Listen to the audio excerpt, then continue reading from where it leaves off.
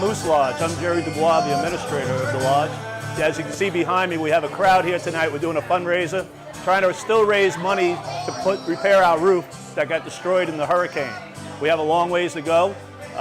We have to get the roof repaired so we can open up the back room. That's where we do all our community service for in Marathon, the high school, the grammar school, veterans, everything. So we have to get that roof repaired. We can open it up to the public. We can have big dances in the back room. So come down, see what the Marathon Moose Lodge is about. We have a lot of fun. And we're the only lodge in town that we have $1 tap beer. It's exclusive. It's called Moose Brew. It was made just for us, and it's for members only. See you in Marathon.